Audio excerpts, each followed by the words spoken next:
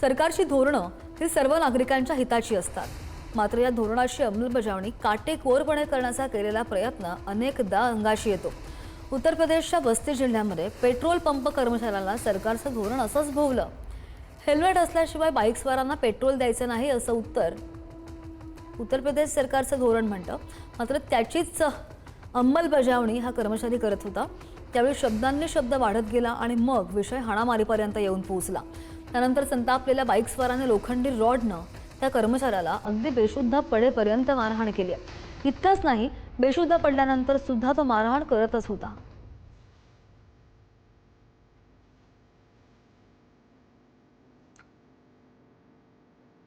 रस्त्यांवर भटकणाऱ्या मुक्या जनावरांचा प्रश्न मार्गी लावणं खूप गरजेचं आहे. अशा अनेक जनावरांचा रस्ते अपघातामध्ये मृत्यू होतो. गाझियाबादमधली ही दृश्य आहेत. रात्रीच्या वेळी एक गाय रस्त्यावर बसलेली होती. समोरून येणाऱ्या ट्रक चालकाला अंधारामुळे कदाचित बसलेली गाय दिसली नसावी. ट्रक चालकानं गायीला जोरदार धडक दिली आणि मग ट्रक खाली काहीतरी आलंय असं ट्रक चालकाला वाटलं.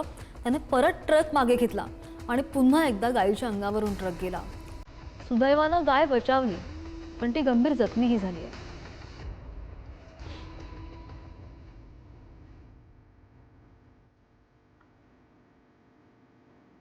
पहिली चोरी पकडली गेली नाही तर चोरटे दुसऱ्यांदा त्याच ठिकाणी हात मारण्यासाठी खूप विचार करतात, कारण दुसऱ्या वेळी फिल्डिंग लागण्याची भीती असते.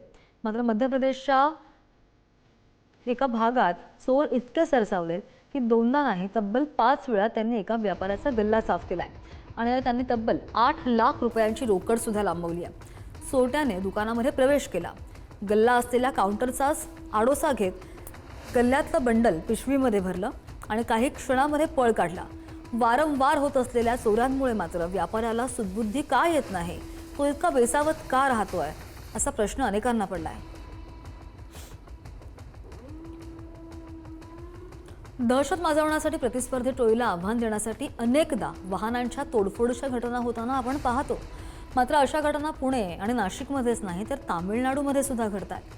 तामिळनाडूच्या तेनी परिसरामध्ये एकानं पार्किंगमध्ये उभ्या असलेल्या कारच्या काचा फोडल्या. लोखंडी रॉड घेऊन आलेल्या एकानं पार्किंगमध्ये उभ्या असलेल्या वाहनांची काही कळायच्या आतच तोडफोड सुरू केली. विशेष म्हणजे त्या अगोदर त्यानं कुणाशी वादही घातला नाही आणि तो तोडफोड करत असताना अनेकांना त्याला रोखण्याऐवजी बघ्याची भूमिका घेताना या दृश्यांमध्ये दिसतंय.